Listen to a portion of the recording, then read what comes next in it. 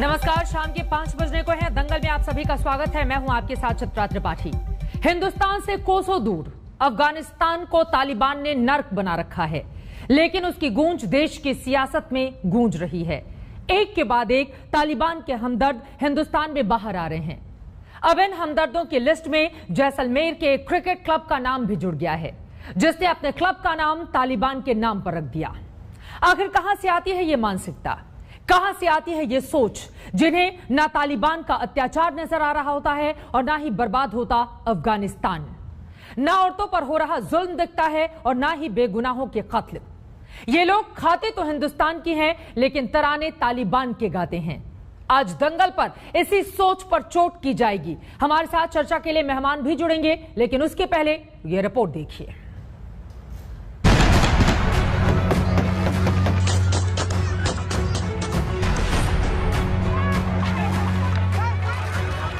तालिबान के राज में खौफ है, दहशत है, डर है, तकलीफ है, परेशानी है, छलनी हुआ काबुल है और कराह रही आवाम है।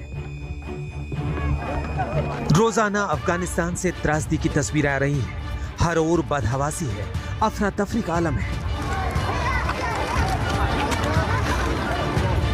लेकिन एक मुल्क को जहन्नुम बनाने वाली कट्टरवादी सोच से शायद हिंदुस्तान के कई लोग सबक लेने को तैयार नहीं। शहर शहर में ऐसी ही तालिबानी सोच दबे पांव दाखिल हो रही है। क्रिकेट के एक ग्रुप के लोगों को गौर से देखिए। एक बारगी तो आपको लगेगा कि इसका ताल्लुक अफगानिस्तान से है, लेकिन आप ये जानकर चौंक जाएंगे कि तालिबान के नाम से क्रिकेट क्लब राजस्थान के जैसलमेर में बनाया गया है। यानी अफगानिस्तान को जंग का मैदान बनाने वाले तालिबानी सोच हिंदुस्तान के खेल के मैदान तक भी पहुंच चुकी है। क्रिकेट ट्रॉफी में तालिबान क्लब के नाम की टीम पर हंगामा हुआ तो आयोजक माफी की मुद्रा में आए। हम हर साल टूर्नामेंट कराते हैं। इस बार ऑनलाइन स्कोरिंग होने के कारण टीम का नंबर ऐड किया और ऑनलाइन स्कोरिंग में टीम का नाम तालिबान था। मैच के बाद टीम को बाहर कर दिया। अब वो टीम पूरी तरह से बैन है। हम सभी आयोजन कमेटी और ग्राम वासियों की ओर से सभी लोगों से माफी चाहते हैं। आगे से ऐसा कोई मुद्दा दोबारा नहीं खड़ा होगा, ये हमारी जिम्मेवारी है। लेकिन सवाल ये है कि आखिर नफरत का राज कायम करने वाली तालिबानी सोच देश के युवाओं के मन में घर कैसे कर रही है। इसे समझने के लिए उन बयानों को सुनना जरूरी है जो यूं तो मजहब के जानकार हैं, लेकिन तालिबान के पैरोकार हैं। वो तहरीक जाकर के अफगानिस्तान में रंग लाई थी और एक तबका था जो उनके साथ खड़ा हो गया था अफगानिस्तान के अंदर, और उन्होंने जाकर के वहाँ आजाद हिंद हुकूमत कायम कर दी थी। ये सब हजरत शेखुद्दीन रहमतुल्लाह अलैह की तहरीक से जुड़े हुए लोग थे। ऐसा नहीं है कि इस्लाम का हर जानकार तालिबान की तारीफ में कसीदे पढ़ रहा है। ऐसे बयान की मुखालफत और मजम्मत भी हो रही है। तालिबान एक आतंकवादी संगठन है। हमने पहले भी तालिबान को आतंकवादी संगठन घोषित किया था, आज से कई साल पहले, और फिर आज भी, जबकि अफगानिस्तान पर पूरे तौर पर मुकम्मल तौर पर तालिबान कंट्रोल हासिल कर चुका है और उसने वहाँ पे इक़्तिदार हासिल कर लिया है। इसके बावजूद भी सुन्नी सूफी मुसलमानों की नुमाइंदगी करते हुए मैं आज ऐलान कर रहा हूँ कि तालिबान आतंकवादी संगठन है और हम किसी भी सूरत पर तालिबान का समर्थन नहीं कर सकते और हम उसको तस्लीम करने के लिए तैयार नहीं हैं। लेकिन धर्म के रहनुमाओं की ऐसी बयानबाजी है तालिबानी सोच को बढ़ावा देती है। तालिबान को लेकर बयानबाजी का ये आलम तब है जब भारत सरकार धर्म और मजहब से परे हर हिंदुस्तानी को अफगानिस्तान से सुरक्षित लाने में जुटी है। जब सतनाम श्री वाहेगुरु के जाप के साथ गुरु ग्रंथ साहिब की प्रतियों को खुद केंद्रीय मंत्री हरदीप पुरी ने दिल्ली एयरपोर्ट पर रिसीव किया तो रेस्क्यू ऑपरेशन के बीच सरकार का सद्भाव भरा चेहरा भी सामने आया। लेकिन कुछ लोगों को शायद अमन की ऐसी कोशिशें सुहाती नहीं है और वो तालिबान का जाप कर नफरत की सियासत में लगे हुए हैं। आज तक ब्यूरो। ऐसी तालिबानी सोच पर हिंदुस्तान में चोट कैसे की जाए, बहुत सारे ऐसे सवाल हैं जो खड़े हो रहे हैं। मौजूदा स्थिति जिस तरह की बनी हुई है, पहले उत्तर प्रदेश से समाजवादी पार्टी के एक सांसद का बयान आता है, उसके बाद मुनव्वर राणा, और इस तरह से दायरा लगातार बढ़ता हुआ चला जा रहा है। इस सोच पर चोट बहुत जरूरी है और इसी पर चर्चा करने के लिए कई खास मेहमान हमारे साथ जुड़ चुके हैं। उनका तारुफ आपसे करवा देती हूँ। गौरव भाटिया राष्ट्रीय प्रवक्ता भारतीय जनता पार्टी के हमारे साथ जुड़ चुके हैं। सुप्रिया श्रीनेत कांग्रेस पार्टी के स्पोक्स पर्सन हमारे साथ मौजूद हैं। अजय आलोक लीडर जेडीयू के हमारे साथ जुड़ चुके हैं। शोएब जमे हमारे साथ इस्लामिक स्कॉलर जुड़ चुके हैं और भी मेहमान लगातार जुड़ते हुए चले जाएंगे। लेकिन सबसे पहले गौरव भाटिया जी, शुरुआत आपसे ही करते हुए, चूंकि उत्तर प्रदेश से जिस तरह की आवाजें तालिबानी सोच को लेकर उठी थी वो राजस्थान के जैसलमेर तक पहुंच चुकी हैं। इस बात को लेकर सरकार कितनी गंभीर है, क्योंकि ये तालिबानी सोच अगर इसका दायरा बढ़ता है तो वो हिंदुस्तान के लिहाज से बेहद खतरनाक होगा। क्या कर रही है सरकार इसके मद्देनजर? चित्रा जी, जो पहले आपने कहा बिल्कुल सही बात कही कि ये बात बिल्कुल स्पष्ट है कि तालिबान का जो संगठन है वो मानव अधिकारों का हनन कर रहा है और भारत में अगर कोई रहता है तो उसको राष्ट्रगान से प्रेम हो सकता है, तिरंगे से प्रेम होगा, उसको हमारी सेना का जो है प्यार होगा, लेकिन वो तालिबान सोच को यहाँ समर्थन क्यों करता है? और बड़ा दुखद है जो आपने कहा, शफीकुर रहमान बर्क समाजवादी पार्टी के सांसद हैं, वो इसकी तुलना आजादी की लड़ाई से कर देते हैं और शायर हैं, मैं मशहूर नहीं कहूंगा, उन्होंने भी कहा कि जो तालिबान ने किया वो ठीक किया।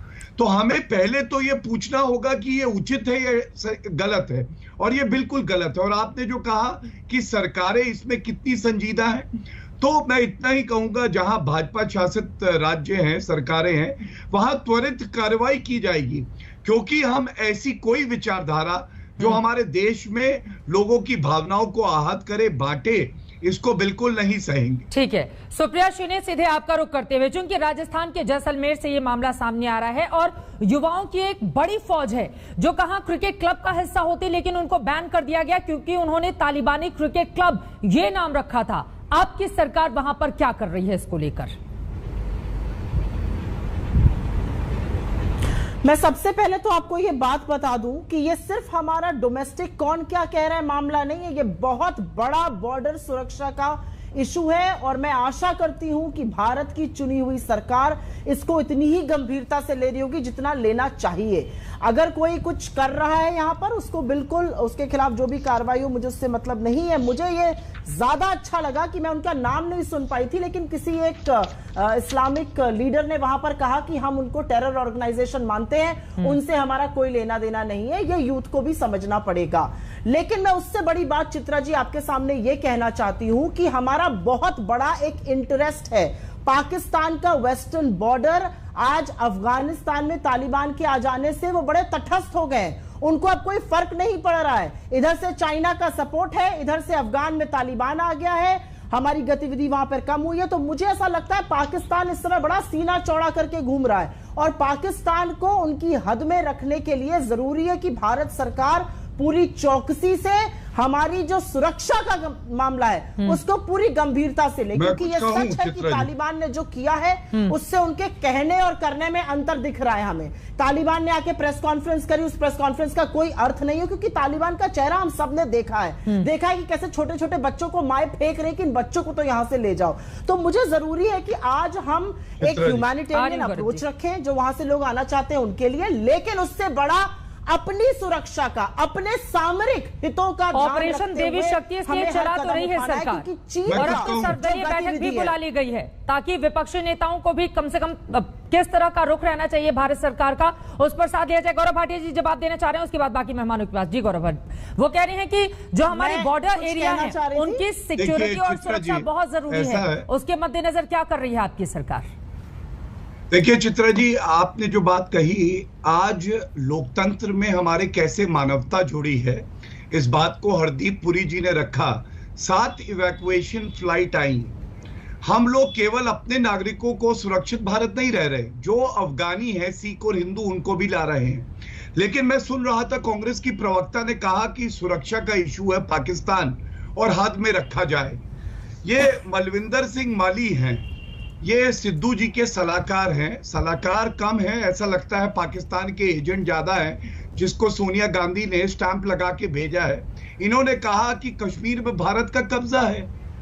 क्या ये सोच भारत को और मजबूत करती है, भारत की अखंडता को और आगे बढ़ाती है? मतलब यहां आके प्रवचन देना बड़ा आसान है, मैं पूछना चाहूंगा कांग्रेस की प्रवक्ता से, क्या मली को हटाया गया, प्यारेलाल गर्ग को हटाया गया? इससे पहले सिद्धू बाजवा के गले लग रहे थे और कह रहे थे राहुल गांधी मेरी टीम के कैप्टन है, उन्होंने मुझे भेजा है, तो उनके खिलाफ क्या कार्रवाई हुई थी? यहाँ पे आके बातें करना बहुत आसान है, लेकिन अगर इस तरह के शब्दों का इस्तेमाल कश्मीर के संदर्भ में किया जाएगा तो फिर आपसे सवाल पूछे जाएंगे कि कांग्रेस पार्टी ने अब तक इस तरह के नेताओं या सलाहकारों के खिलाफ कार्रवाई क्यों नहीं की है। बिल्कुल वाजिब सवाल है, और अगर आपने देखा उसकी आधिकारिक तौर पर खंडन भी किया गया और उसकी भर्त्सना करी गई है। लेकिन उसी आवेश में मैं ये भी पूछना चाहती हूं, जिन लोगों ने हमारे तिरंगे का तिरस्कार किया और भाजपा का झंडा उसके ऊपर गाड़ दिया, उस अध्यक्ष के खिलाफ क्या कार्रवाई होगी? और ये तो मोदी जी के उपस्थिति में हुआ, फोटो से काट देने से तो बात थोड़ी बन जाएगी। ये हमारे आपस में लड़ने का समय नहीं है। आपने तिरंगे का तिरस्कार किया है, उसके लिए माफी मांगी है देश से, लेकिन इस समय जरूरत है अपने सामरिक हितों को ऊपर रखकर अफगानिस्तान में जो नाजुक हालत बनी हुई है पाकिस्तान और चीन के साथ, उससे लड़ने की, उसको समझने की, क्या हो रहा है देश में वो करने की शर्म तो आपको आनी चाहिए भाई साहब। आपके अध्यक्ष, राष्ट्रीय अध्यक्ष जाकर तिरंगे का तिरस्कार करते हैं, मोदी जी वहां पर प्रेजेंट है, शर्म आपको नहीं होते हुए मेन मुद्दे पर आ जाते हैं। दोनों लोगों से गुजारिश किया है, ठीक है, दोनों लोगों से गुजारिश है, हम विषयांतर नहीं होते हैं, हम विषयांतर नहीं होते हैं, जिस मुद्दे पर यहाँ पर चर्चा करने के लिए बैठे हैं, बिल्कुल ठीक है। मैं दो लोगों के पास लौटूंगी, बाकी दोनों मेहमानों का भी जल्दी मैं रुक कर लेती हूँ। गौरव भाटी में आऊंगी, हम विषयांतर नहीं होते हैं। जब मैं कहूँ विषयांतर हूँ, सुप्रिया श्रीनेश जी, अब देखिए किसी नेता के ऊपर तिरंगा, वो कुछ कह दे, सुप्रिया श्रीनेश जी, दोनों ही लोगों से कह रही हूं, मैंने नाम लेकर तो ये नहीं कहा सुप्रिया श्रीनेश आप विषयांतर हो रही हैं, मैंने दोनों ही लोगों से गुजारिश की है, राष्ट्रीय सुरक्षा के मुद्दे पर हम यहां पर चर्चा करने के लिए बैठे हैं। और उससे भी अहम यह हो जाता है कि अगर देश के भीतर तालिबानी सोच को जन्म देने वाली एक जमात खोल खोल कर अपनी बातें बोल रही है और उसके ऊपर कार्रवाई नहीं हो रही है, तो आप सोच सकते हैं कि इस देश को कहां ले जाने की एक कोशिश या फिर साजिश रची जा रही है। मैं आपके पास आऊंगी अजालों को, उसके पीछे शोएब जमई, क्योंकि आप जैसे इस्लामिक स्कॉलर का बोलना इसलिए बहुत ज्यादा जरूरी हो जाता है क्योंकि एक बहुत बड़ी तादाद में ऐसे लोग अब निकल कर सामने आ रहे हैं जिनका तालिबानी प्रेम उमड़ रहा है। क्या बोलेंगे इस पर आप? इस तरह की सोच कहां से आ रही है? देखिए चित्रा जी, मैं आपकी बात से बिल्कुल अग्री करता हूं कि अगर कोई देश के अंदर किसी भी क्लब का नाम तालिबान क्लब रखता है तो ये भावना को आहत पहुंचने वाली बात है और इस पर कार्रवाई करनी चाहिए पुलिस को, जो कानूनी कार्रवाई होती है। लेकिन एक क्रिकेट क्लब का नाम रखना तालिबान, और एक तरफ उत्तर प्रदेश कल इंदौर में जो घटना हुई, जिस तालिबानी सोच की हम बात कर रहे हैं, मैं उसकी व्याख्या करता हूं कि तालिबान क्या समझता है। वही तो करता है कि धर्म के नाम पर लोगों पे हिंसा करता है और अपनी जो है वो डोमिनेशन जो है प्रूव करना चाहता है। यही कुछ तो इंदौर में हुआ, हमने यही तो देखा कि धर्म पूछ के ही तो मारा जा रहा था। मुसलमान है, चूड़ी नहीं बेचोगे, हिंदुओं के मोहल्ले में यहाँ से निकल जाओ, बॉम्बे बाजार का यहाँ से बदला ले लो और सबको मारो। इसी तालिबानी सोच के खिलाफ हमें लड़ना है। कानपुर में क्या हुआ, उसके ऊपर आरोप लग रहे हैं कि उसने छेड़खानी की थी। नारे लगवाए भाई, बच्ची भी वहां भी थी, बिलक बिलक के रो रही थी, आपने भी देखा। मैं यही कह रहा हूं, तालिबानी सोच चाहे इंदौर में हो, कानपुर में हो या फिर ये क्रिकेट क्लब वाले, सबसे हमें लड़ना है। और इसका मुकाबला यहाँ पे आप देखिएगा, अभी यहाँ से नहीं, लेकिन ये जो तालिबान के प्रति ये जो प्रेम दिखा रहे हैं लोग, इनके खिलाफ क्या कार्रवाई होनी चाहिए? देखिए, मैं समझता हूं कि तालिबानी सोच से लड़ाई हमें हर जगह लड़नी होगी और वो लड़ाई सिर्फ क्रिकेट क्लब तक सीमित नहीं होनी चाहिए, बल्कि इंदौर, मध्य प्रदेश, कानपुर में जो घटना हुई और जो आज दिन लिंचिंग होती रहती है जय श्री राम के नाम पर, ये सब वो तालिबानी अतिवादी मानसिकता है जिसको मोहन भागवत जी ने बहुत खूबसूरत अल्फाज में कहा कि ये सब आताताई हैं।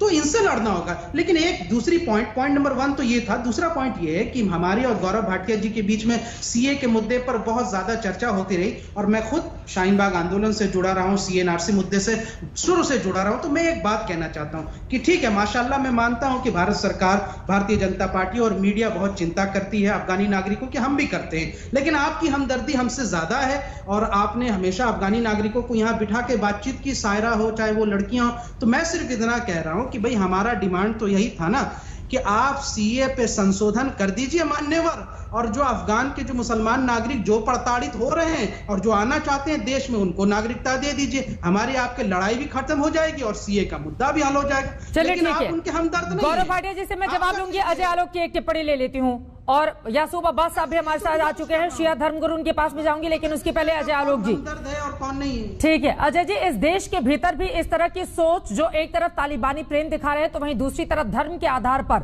धर्म का नाम लेकर अगर लोगों को पीटा जा रहा है, उन्हें मारा जा रहा है, तो उस स्थिति को रोकने की भी जिम्मेदारी तो हमारी ही है, उस पर भी चोट किए जाने की जरूरत है।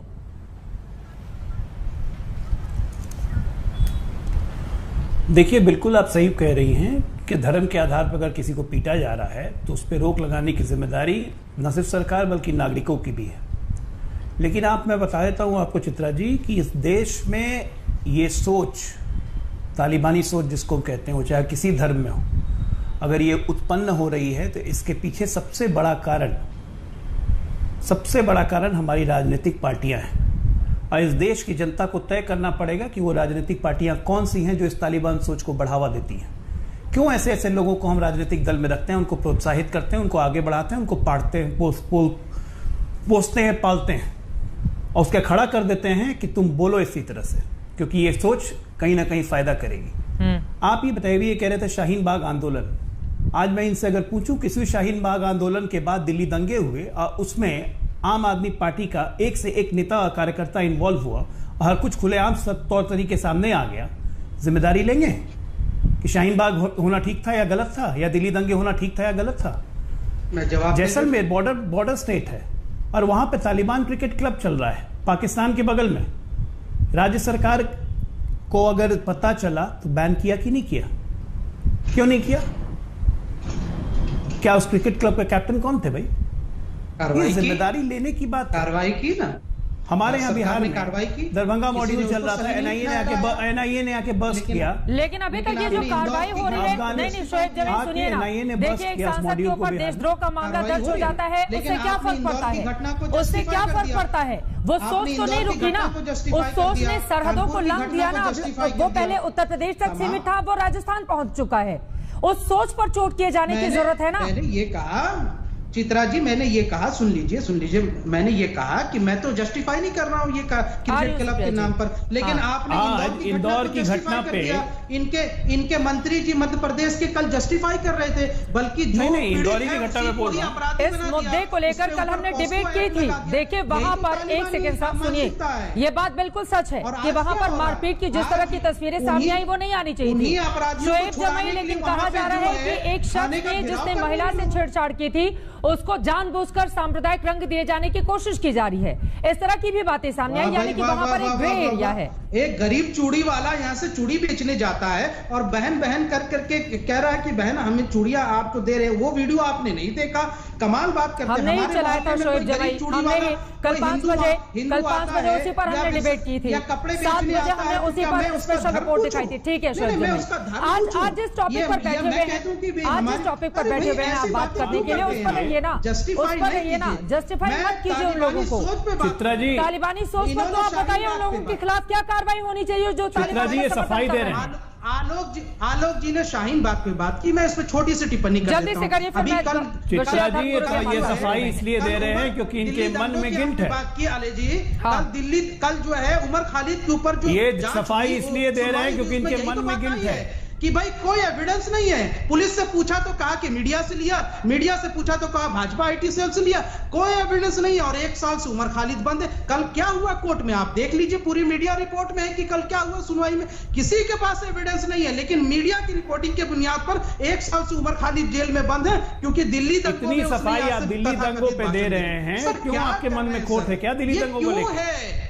दिल्ली में दंगे हुए थे, प्लीज आज के टॉपिक पर वापस लौटिए। आज का टॉपिक ये है कि अगर हिंदुस्तान के भीतर, प्लीज आप दोनों ही लोगों से गुजारिश है, विषयांतर नहीं हुई है। जिस टॉपिक पर बात करने के लिए आए हैं उसी पर शोएब जमाई, अब्बास साहब सीधे आपका रुख करते हुए, क्योंकि शिया धर्म गुरुओं की ओर से मुखालफत की गई है तालिबानी सोच को लेकर। एक बार उनकी बात हो जाए उसके बाद आप बोलिएगा शोएब, प्लीज एक बार उनकी बात हो जाए।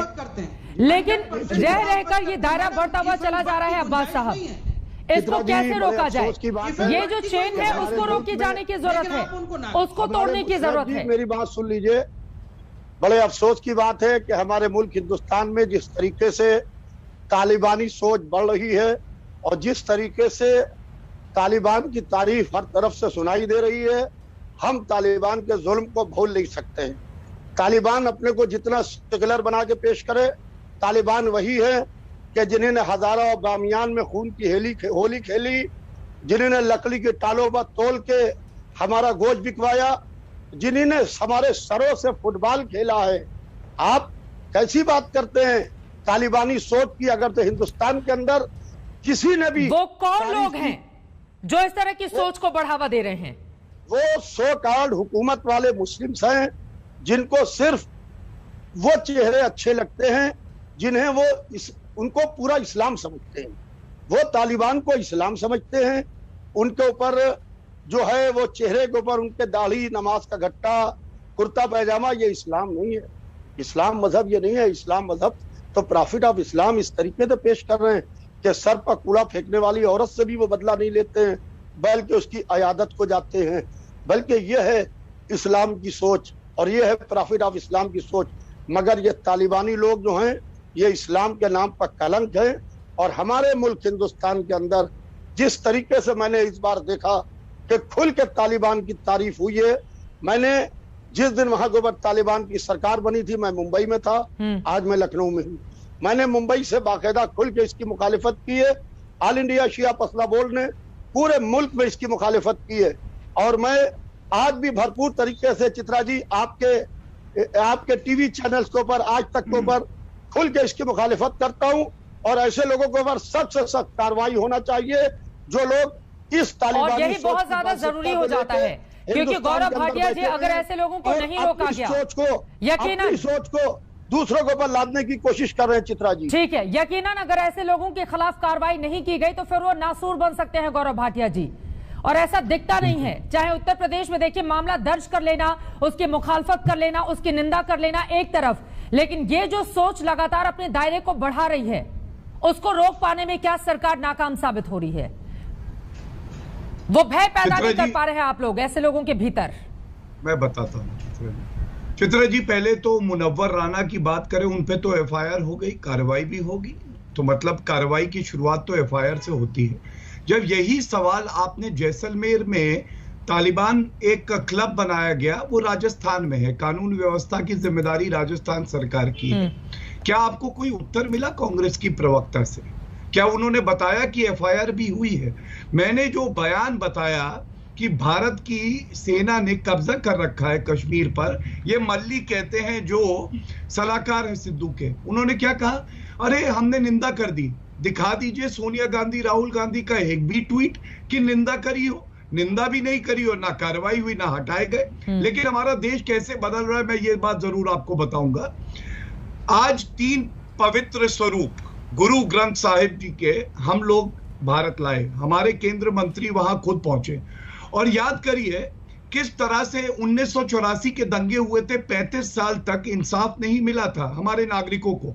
राजीव गांधी प्रधानमंत्री थे, उन्होंने कहा था बड़ा पेड़ गिरता है धरती हिलती है। सज्जन कुमार एमपी बन गए, जगदीश टाइटलर को मंत्री बना दिया गया। आज तो कम से कम पर हम डिबेट कर रहे हैं, हम बार बार इधर उधर क्यों जा रहे हैं? मैं आपसे पूछ रही हूँ कि मामला दर्ज कर लिया जाना, अगर वही एक नजीर बन जाता तो फिर ये दायरा इतना ज्यादा बढ़ क्यों जाता? मैं आपको एक और बहुत सारे लोग ऐसे हैं जो खोलकर बोल रहे हैं, बहुत सारे ऐसे हैं जिनके मन में वो तालिबानी सोच है। ऐसे लोगों को अगर नहीं रोका गया तो वो समाज के लिए कितने खतरनाक है, क्या अंदाजा है इस बात का सरकार को? मैं आपको बताता हूँ चित्रा जी, इससे पहले भी आपको पता है कुछ आतंकवाद संगठन के तार जब उत्तर प्रदेश में मिले, उनकी गिरफ्तारी हुई। हो हल्ला कौन मचा रहा था? तुष्टीकरण की राजनीति करने वाले कांग्रेस पार्टी और समाजवादी पार्टी। आज तक पे कहता हूं, डंके की चोट पे कहता हूं, जहां भाजपा शासित राज्य हैं, देश विरोधी आवाज अगर उठेगी तो कुचल दी जाएगी, उनको जेल की सलाखों के पीछे डाल दिया जाएगा और ये एक नजीर बनेगी कि आगे चल के कोई ना करे। लेकिन सवाल आज ये भी है कि ये जो सलाहकार है, ये पाकिस्तान के सलाहकार है या फिर ये भारत में रहते हुए एक नेता के सलाहकार?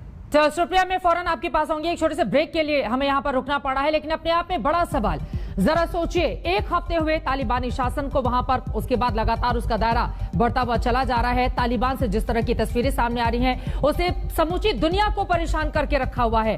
किस तरह के जुल्मों सितम, किस तरह के अत्याचार, महिलाओं को लेकर कैसी कैसी तस्वीरें जो रोंगटे खड़े कर देती हैं। उस तालिबान को अगर हिंदुस्तान के भीतर बैठे लोग समर्थन कर रहे हैं और बेपनाह प्यार लुटा रहे हैं, तो ऐसे लोगों के खिलाफ किस तरह की कार्रवाई होनी चाहिए।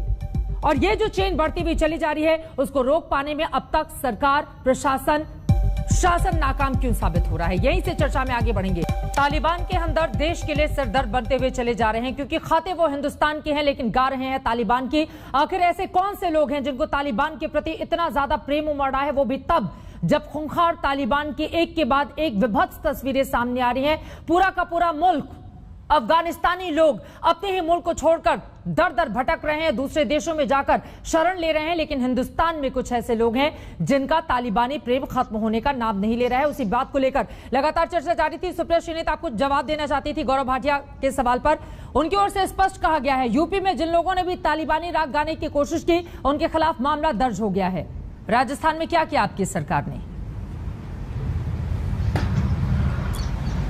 आई एम श्योर कानून जो है वो राजस्थान सरकार अच्छी तरह से अवगत है और जो कानूनी कार्रवाई करनी होगी वो बिल्कुल करेगी, ये मेरा पूरा विश्वास है।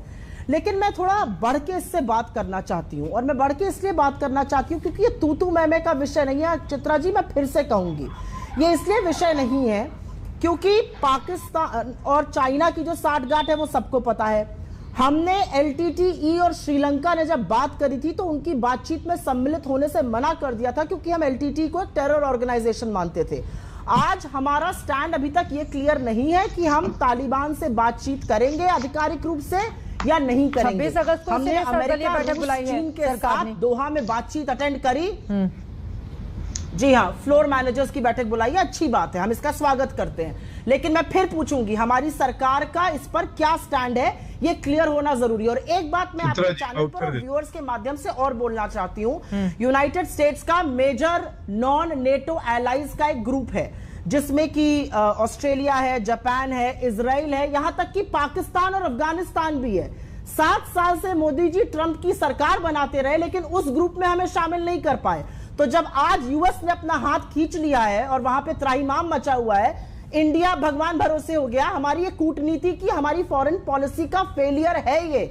लेकिन अब आगे चलकर हमको सुदृढ़ होकर चीजों को दोबारा से ढरने पर लाना होगा। मैं 5 सेकंड में एक और बात कहना चाहती हूं। मैं खुश हूं कि उत्तर प्रदेश में कार्रवाई हुई तालिबान परस्त लोगों के साथ। मुझे खुशी है कि कार्रवाई हुई तालिबान परस्त सोच के साथ, लेकिन मुझे और भी खुशी होती कि 3 साल की सजा और फाइन, जो कि फ्लैग कोड ऑफ कंडक्ट है, अगर भारतीय जनता पार्टी के राष्ट्रीय अध्यक्ष को भी सुनाया जाता। उन्होंने कंडक्ट का वायलेशन किया। 3 साल की सजा और फाइन होता है। ठीक है गौरव भाटिया जी, देशवासियों को तालिबान के से ज्यादा बड़ा कोई दूसरा झंडा नहीं है इस देश में, तो इसलिए बेकार की बात नहीं करनी चाहिए।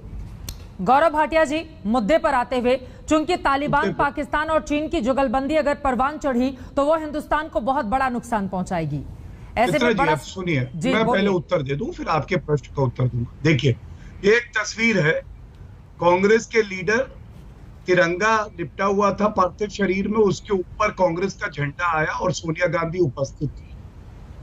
मैं अभी चुनौती दे रहा हूं, अपनी बारी आए तो सारे दर्शकों को बताएं फ्लैग कोड के किस प्रावधान का, किस कानून का उल्लंघन है। ये कांग्रेस पार्टी के लीडर थे। ठीक है गौरव जी, आप दोनों ही लोगों से, हमारा आज का ये विषय नहीं है, मैं कई बार बोल चुकी हूँ, हमारा आज का ये विषय नहीं है। प्लीज सुप्रिया श्रीनेत, गौरव भाटिया जी, आज का हमारा विषय नहीं है ना, उस पर हम डिबेट कर रहे हैं। प्लीज आप मेन मुद्दे पर रहिए। अगर राष्ट्रीय सुरक्षा और देश के भीतर जिस तरह की आवाज बुलंद हो रही है, आप लोगों को लगता है कि नहीं, उस पर बहस नहीं होनी चाहिए, तो फिर मैं अपने बाकी मेहमानों के पास चली जाती हूँ। प्लीज मेन मुद्दे पर अपनी बात। बिल्कुल गौरव भाटिया जी, बताइए, भारत का स्टैंड तालिबान के संदर्भ में कब साफ होगा? बिल्कुल, मैं बताता हूं। जब एक एक भारतीय नागरिक सुरक्षित भारत की धरती पर आ जाएगा, तो जो कड़ी से कड़ी कार्रवाई लेनी होगी, देश के पास मजबूत प्रधानमंत्री है, ली जाएगी। और जहां तक स्टैंड की बात है, क्या प्रधानमंत्री जी ने अभी कुछ ही दिन पहले ये नहीं बोला कि कोई भी आतंकवाद से दबा नहीं सकता है, शासन नहीं कर सकता है? क्या वो एक संदेश नहीं था? यूनाइटेड नेशन सिक्योरिटी काउंसिल में विदेश मंत्री जयशंकर जी ने क्या स्पष्ट बयान नहीं दिया भारत की तरफ से? और हाँ, इनको याद नहीं आता, लेडी गजनी बन जाती हैं, न्यूक्लियर सप्लायर ग्रुप का मेंबर भारत बना कि नहीं बना? यूनाइटेड नेशन सिक्योरिटी काउंसिल की चेयर अध्यक्षता भारत कर रहा है या नहीं कर रहा है? लेकिन हाँ, भारत भगवान भरोसे नहीं है, भारत तालिबान को लेकर हमारा क्या स्टैंड है? मैं आ जाऊं जरा, तालिबान को लेकर हमारा क्या स्टैंड है? क्या बात मैं बताता हूं। चित्रा जी मैं आ जाऊं, एक मिनट, देखिए एक सेकंड। चित्रा जी बिल्कुल स्पष्ट स्टैंड है, आपको भी पता है, यूनाइटेड नेशन सिक्योरिटी काउंसिल से बड़ा कोई मंच नहीं होता। अगर मानव अधिकारों का हनन होगा तो भारत ऐसा देश नहीं है कि चुपचाप खड़ा रहेगा। अगर लोकतांत्रिक मूल्यों में विश्वास नहीं होगा तो भारत ऐसा देश नहीं है जो खड़ा रहेगा चुपचाप। लेकिन मैं एक बात कह दूं, हर चीज का सही समय होता है। हमारे अभी रुक जाइए, आप आएंगी थोड़ी देर में। आप ये बताइए चित्रा जी, क्या ये गलत बात है कि हमारे नागरिक सुरक्षित भारत आ जाए?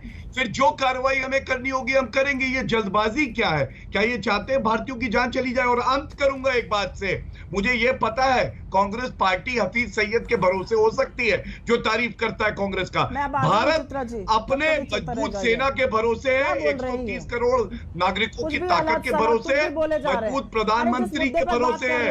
बोले जाओ क्या मल्ली के खिलाफ क्या कार्रवाई करी मैडम? बहन जी आप जो बोले वो सब सही है। वो कह रहे कब्जा कर रखा भारत ने, मल्ली तो अच्छी बात है, मल्ली ने तो आपकी मिट्टी पलीत कर दी। आ जाऊं मैं चित्रा जी, ठीक है, मुद्दे पर आते हुए सवाल तो महत्वपूर्ण है ना। अगर चूंकि विदेश नीति से जुड़ा हुआ बेहद गंभीर मामला है और किसी ऐसे ही देश को समर्थन देने या नहीं देने से नहीं जुड़ा हुआ है, तालिबान है सामने, तो उसको लेकर अगर सोच समझकर फैसला किया जा रहा है सरकार की ओर से, तो कांग्रेस पार्टी को इतनी जल्दबाजी किस बात की है? आप क्यों चाह रहे हैं कि तुरंत स्टैंड साफ किया जाए तालिबान के मुद्दे पर? हमें कोई जल्दबाजी नहीं है, हमें कोई जल्दबाजी नहीं है। We have been caught napping, हम सोते हुए कुंभकर्ण की नींद पकड़े गए हैं, ये मैं बताना चाहती हूँ। मैं आपको 2 डेट दे दूं 20 सेकंड में। 6 अगस्त को यूएनएससी में अफगान की सरकार ने, जो चुनी हुई सरकार थी, उसने कहा था तालिबान के 13 आतंकी। प्लीज शांत रहिए, किसने शांत रहिए, चीन को दी? एक बार उनकी बात हो जाए। ठीक है गौरव जी, एक बार उनकी बात क्यों अभी बीच में बोल रही थी मैडम जी? दीदी बीच में बोल रही थी तब बुरा नहीं लग रहा था? मैं आ जाऊं कह रही थी ना, मैं आ जाऊं। तो मैं पूछ रहा हूं कौन सो रहा था जब चीन से हम लोग युद्ध हारे? एक बार उनकी बात हो जाए प्लीज। सुप्रिया की एक बार, ठीक है, आप दोनों लोगों के पास में आऊंगी। इस समय कांग्रेस पार्टी के पूर्व अध्यक्ष राहुल गांधी की प्रेस कॉन्फ्रेंस चल रही है, हम सीधे उसका रुख करते हैं। एक और बीजेपी का एक नारा था, 70 साल में कुछ नहीं हुआ। और कल फाइनेंस मिनिस्टर ने जो भी 70 साल में इस देश की पूंजी बनी थी उसको बेचने का डिसीजन ले लिया है। मतलब प्रधानमंत्री ने सब कुछ बेच दिया। अब मैं ये हिंदुस्तान के युवाओं से कहना चाहता हूं,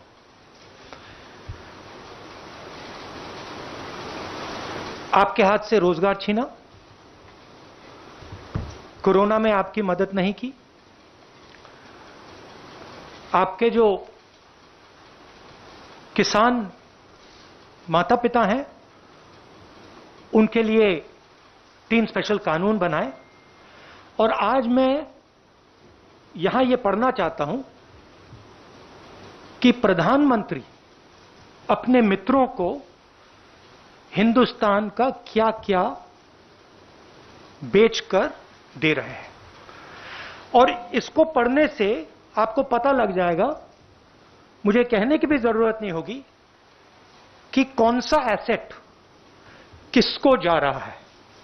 और ये जो सिलेक्शन किया गया है ये किन लोगों के लिए किया गया है और किस प्रकार से उनको फ्री गिफ्ट दिया जा रहा है। तो शुरुआत करता हूं मैं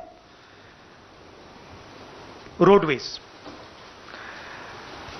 1.6 लाख करोड़ रुपीस का gift, 26,700 kilometre national highways, railways जो इस देश की रीढ़ की हड्डी है, जिसके बिना भाइयों और बहनों देश के गरीब लोग एक शहर से दूसरे शहर में नहीं जा सकते। आज जो लोग ट्रेन में बैठे हैं, आप सुनिए, 1.5 लाख करोड़ रुपए रेलवेज, 400 स्टेशन, 150 ट्रेनें, रेलवे ट्रैक और वुडशेड।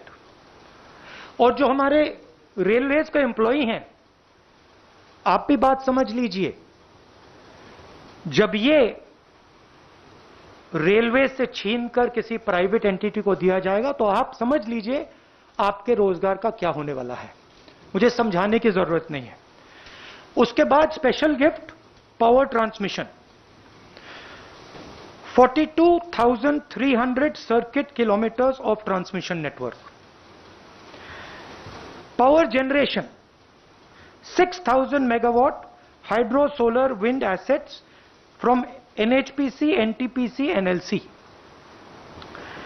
National gas pipeline 8,000 kilometre GAIL की पाइपलाइन। किसको जा रहा है आप जानते हो, petroleum pipeline 4,000 kilometre Indian oil corporation and HCL की पाइपलाइन। टेलीकॉम्स 2.86 लाख किलोमीटर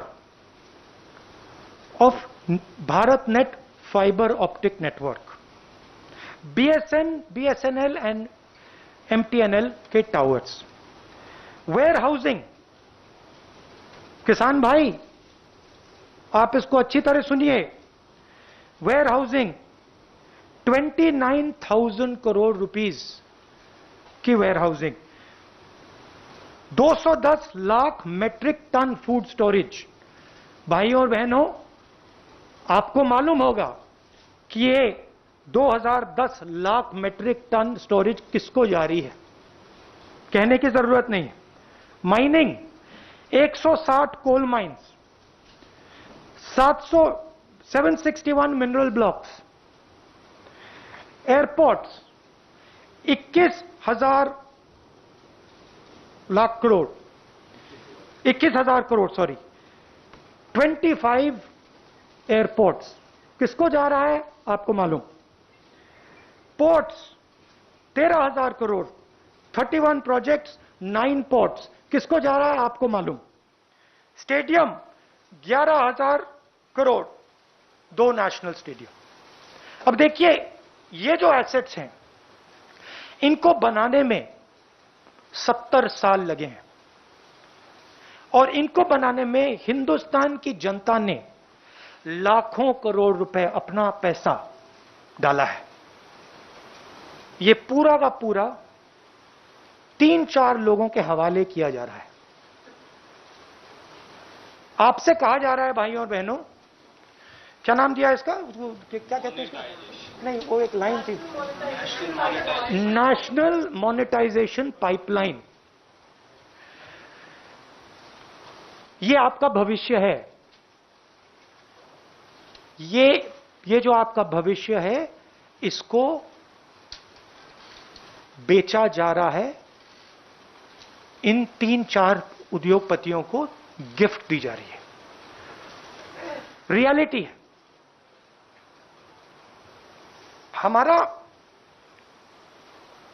हम प्राइवेटाइजेशन के खिलाफ नहीं है। हमारा प्राइवेटाइजेशन का लॉजिक था। लॉजिक मैं आपको बता देता हूं। सबसे पहले जो स्ट्रेटेजिक इंडस्ट्रीज हैं उनको प्राइवेटाइज नहीं करा जाता था। इसमें से रेलवेज स्ट्रेटेजिक इंडस्ट्री हम मानते थे। स्ट्रेटेजिक क्योंकि ये हिंदुस्तान की रीढ़ की हड्डी है, स्ट्रेटेजिक क्योंकि ये लाखों करोड़ों लोगों को ट्रांसपोर्ट देती है, स्ट्रेटेजिक क्योंकि इसमें बहुत सारे लोगों को एम्प्लॉयमेंट मिलता है, इसलिए स्ट्रेटेजिक। दूसरी बात, जो इंडस्ट्रीज क्रॉनिकली लॉस मेकिंग होती थी उनको हम प्राइवेटाइज करते थे। जिन कंपनीज के पास मिनिमल मार्केट शेयर होता था उनको हम प्राइवेटाइज करते थे, और उस सेक्टर में हम प्राइवेटाइज करते थे जहां पे प्राइवेट सेक्टर की मोनोपोली की रिस्क हो। मतलब अगर सरकारी कंपनी मोनोपोली को रोक सके तो हम उसको प्राइवेटाइज नहीं कर सकते। अब यहां पे ये सारे के सारे प्राइवेटाइजेशन मोनोपोली बनाने के लिए करे जा रहे हैं, सारे के सारे। मैंने आपको नाम दिया है, power, telecoms, warehousing, mining, airports, ports, ये सब मोनोपोली बनाने के लिए किया जा रहा है। आप जानते हो पोर्ट्स किसके हाथ में है, एयरपोर्ट किसको मिल रहे हैं। तो हम कहते हैं प्राइवेटाइज कीजिए। कांग्रेस पार्टी के पूर्व अध्यक्ष राहुल गांधी को आप सुन रहे थे, सरकार पर चुन चुनकर निशाना साधा। आज दंगल में हमने सवाल पूछा था, क्या तालिबान के पक्ष में बयान देकर नफरत फैलाने की कोशिश हो रही है। इसके जो जवाब हमें मिले हैं, 95% ने हाँ में जवाब दिया है, जबकि 5% लोगों ने नहीं में जवाब दिया है। अब नफरत फैलाने वालों के खिलाफ किस तरह की कार्रवाई होनी चाहिए, ये सरकार को, हुकूमत को तय करना होगा। इसी के साथ दंगल में आज के लिए बस इतना ही। देश और दुनिया की बाकी खबरों के लिए आप देखते रहिए आज तक।